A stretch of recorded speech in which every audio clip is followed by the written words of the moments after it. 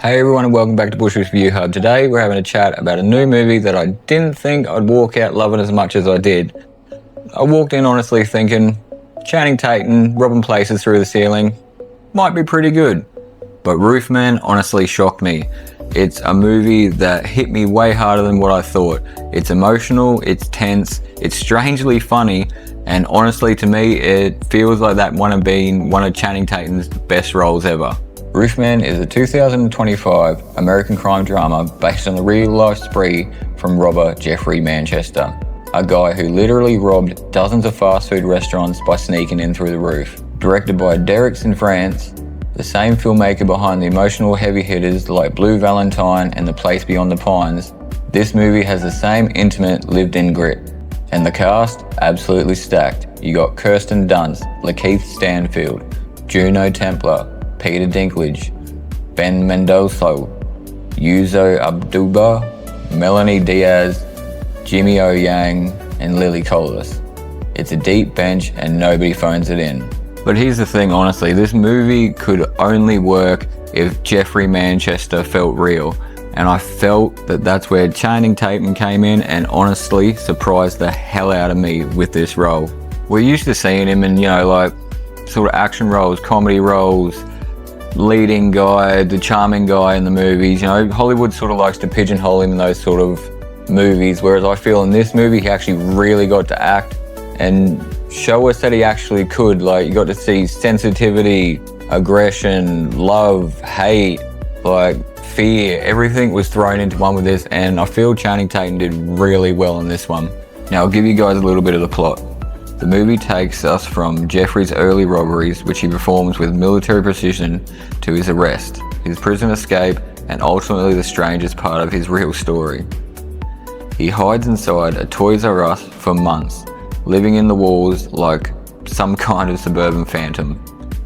The film nails the tone of a man who's constantly watching, constantly calculating routines, and constantly running from the consequences of his choices. His relationship with Lee, played beautifully by Kirsten Dunst, adds a human anchor.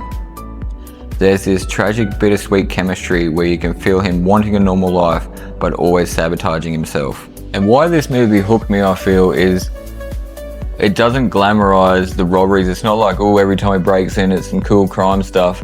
It's sort of like a guy that feels like his only last skill that he has, that he got from the military, is, observing and being able to really use stealth well, and he feels like that's his only way that he can actually provide for his family, or even do it. And to him at the start, I don't think he feels like he's doing the wrong thing, because he doesn't really try to hurt people. He actually does it, he robs in sort of a nice manner, which is pretty amazing to see, especially if it was a true story. But I can't just shake the feeling that Channing Tatum actually put a lot of effort into this, and it was really amazing to see. And another one I've got to throw out there as a director with the cinematography on this one it was really cool. A lot of handheld stuff, I guess one of my favorite scenes is obviously when he gets sort of caught out for the first time in Toys R Us, when Peter Dinklage runs across him, and there was a lot of handheld camera and cinematography following him as he's running away and scaring Peter Dinklage, and it was actually quite a hilarious scene, if I might add that one. But I feel everything just really worked and well. It's not a very hardcore, in-your-face, a lot of action, crime, thriller like most people are wanting. It's very a slow burn, character-driven, and it really gives you a good emotional story, because don't want to give too much away, but he almost gets away and something brings him back, and in the end that's what got him caught. And it's, to me, funnily enough, it was pretty sad to see, especially when he went to a lot of effort of trying to escape prison, and did in a very weird way. And I really want you to watch this movie, because it's actually really good. I've heard a lot of things about it that not a lot of people liked it, so I was like, got to check it out for myself and see what it's like. And honestly, I feel this is one of Channing Tatum's best roles he's ever done, and I want everyone they can to go out and check it out, and then let me know what you think about it in the comments down below.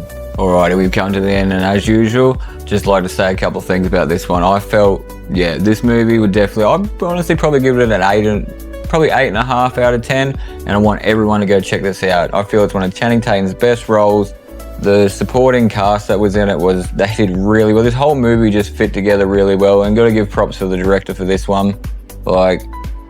I didn't honestly expect to like Roofman as much as I did. Like, it's actually one of the movies that now I will actually rewatch a couple of times just so I can see all the little hidden details, because it's actually quite funny, emotional, sad.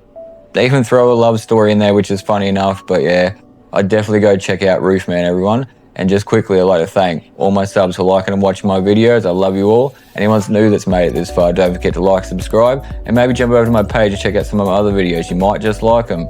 And as usual, everyone, I'll catch you guys on the next one.